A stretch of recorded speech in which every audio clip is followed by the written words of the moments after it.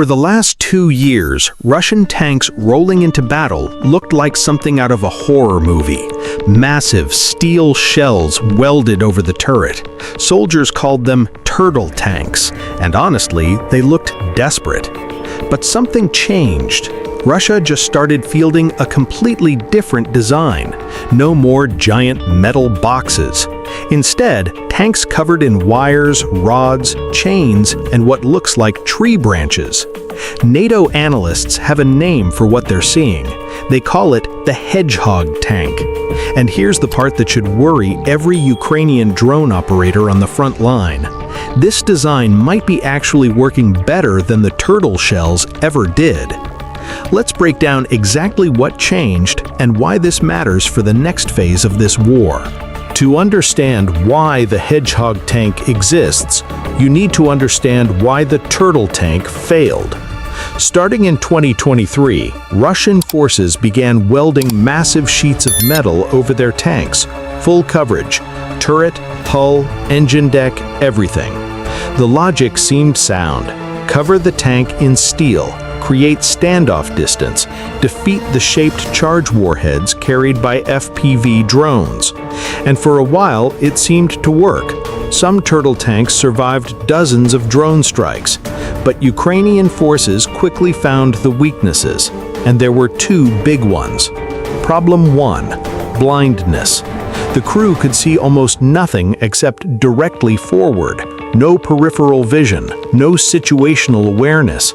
A tank that can't see incoming threats from the sides is a tank that gets flanked. Problem 2: the standoff distance wasn't enough.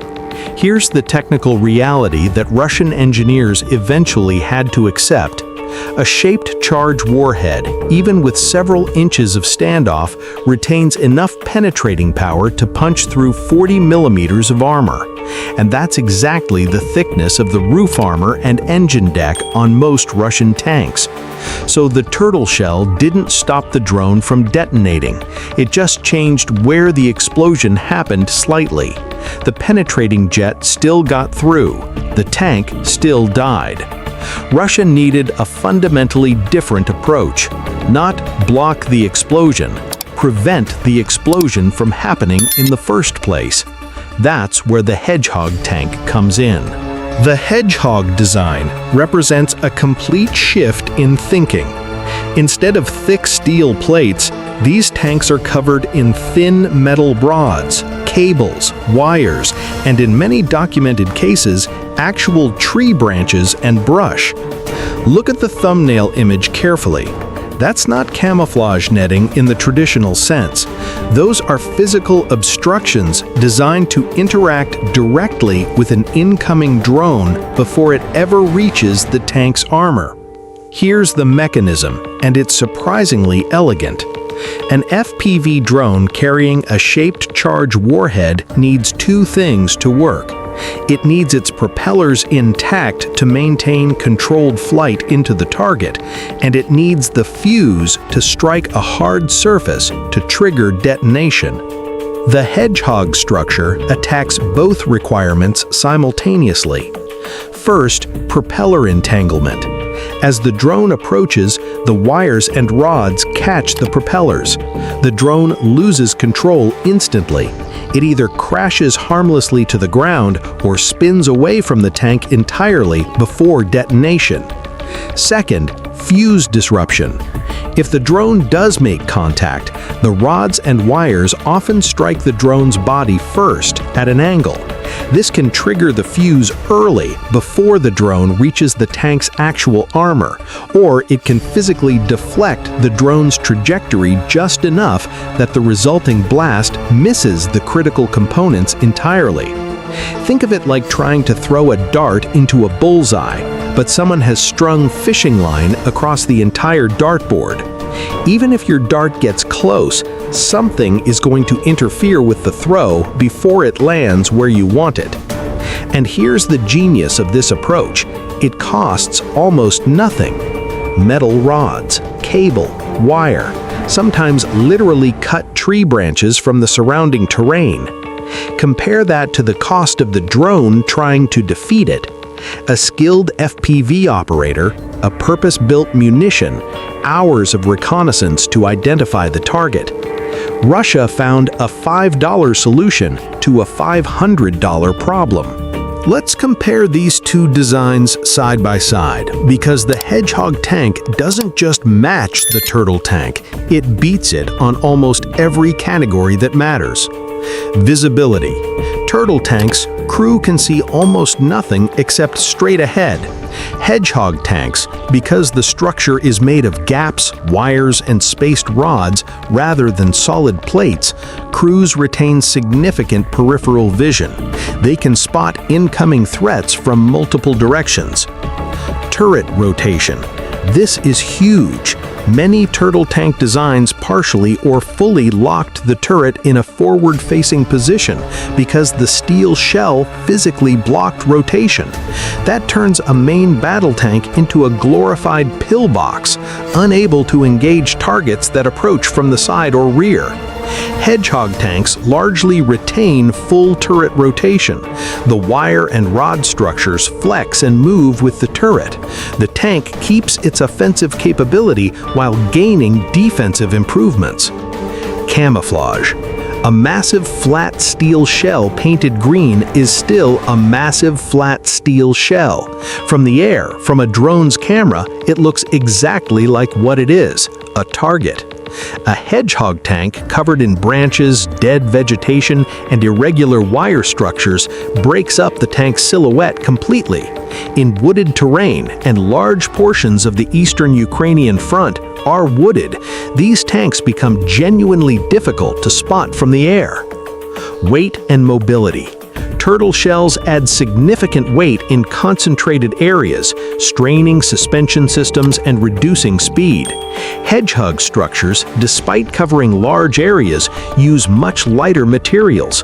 The weight penalty is dramatically lower. Actual drone defeat rate. This is the number that matters most, and the early battlefield evidence, while still limited, suggests Hedgehog-equipped tanks are surviving significantly more drone encounters before being neutralized. One documented case from Ukrainian sources described a single Hedgehog-equipped Russian tank absorbing dozens of FPV drone strikes before finally being disabled through a weak point. Dozens.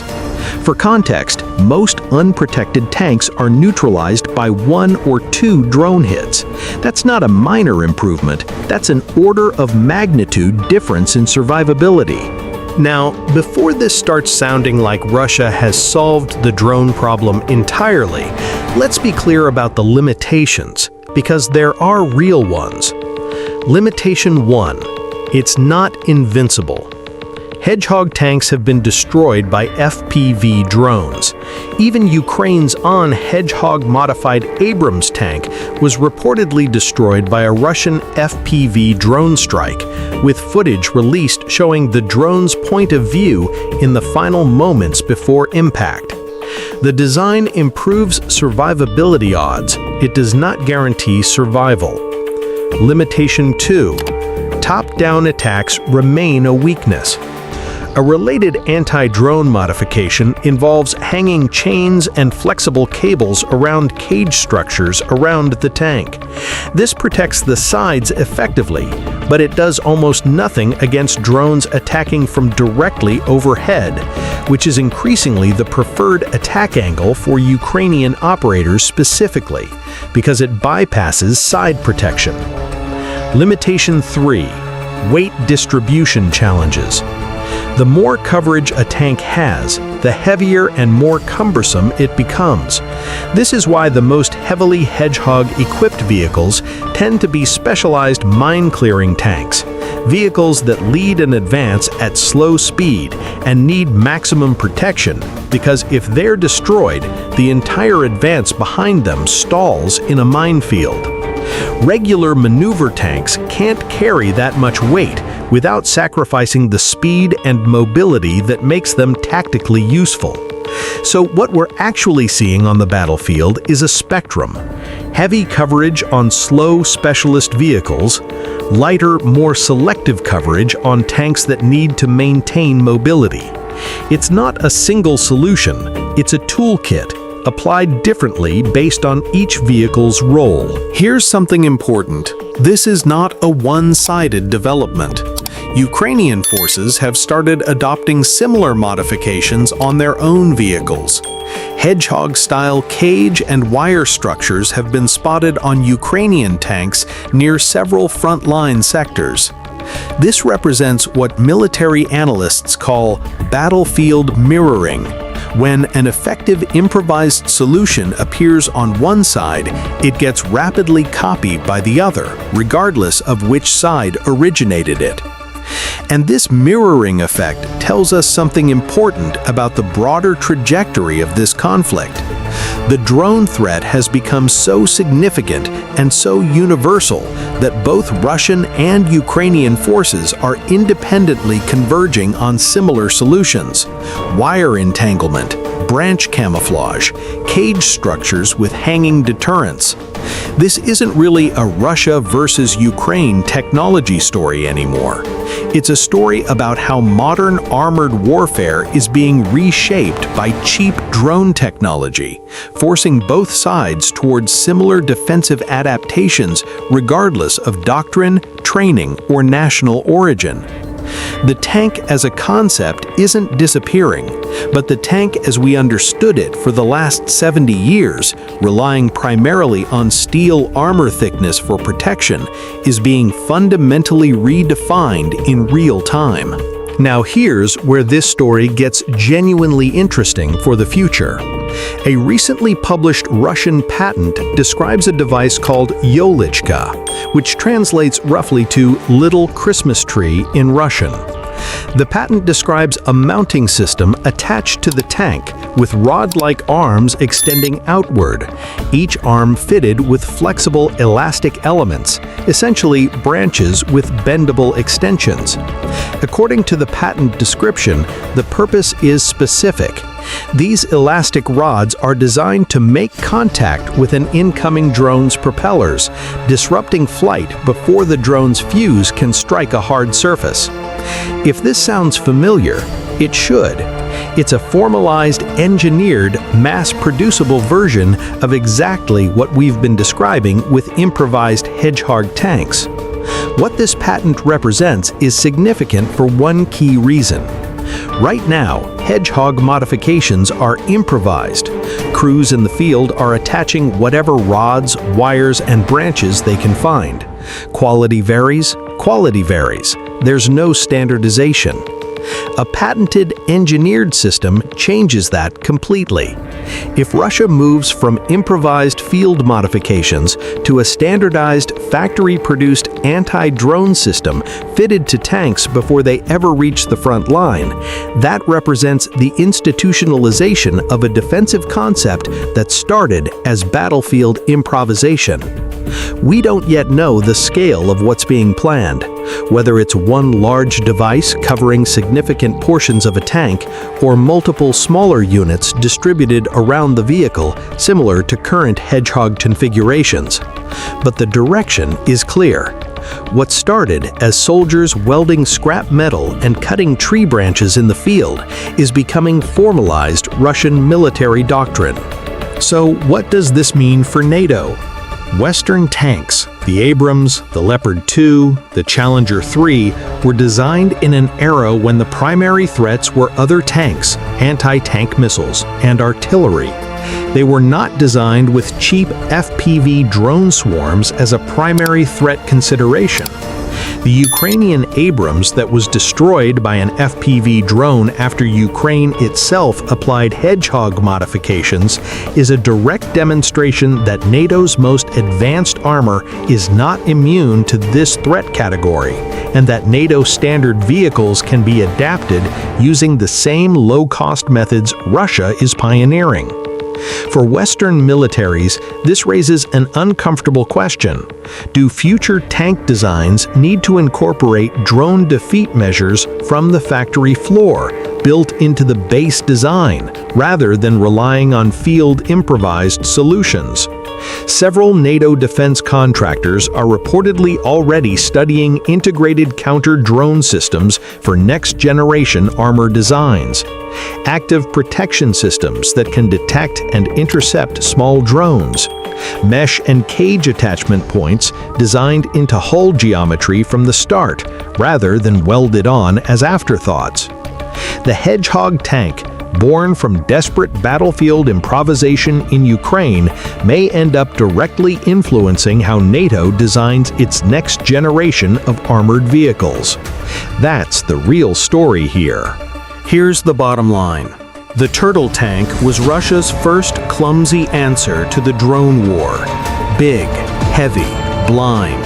It worked sometimes, but it created as many problems as it solved. The Hedgehog tank is the second iteration, smarter, lighter, more effective, and cheap enough that any unit anywhere on the front can build one with materials lying around. But the real story isn't the tank, it's the pattern. Cheap drones forcing expensive armor to adapt using cheap solutions, over and over on both sides, faster than anyone in 2021 could have predicted. If you want analysis that actually explains why these changes matter, not just what they look like, subscribe right now. We break this down every single week. Next video, we're covering Russia's electronic warfare systems that are jamming NATO-supplied weapons before they even reach their targets. That video drops very soon. Don't miss it. Stay sharp. See you in the next one.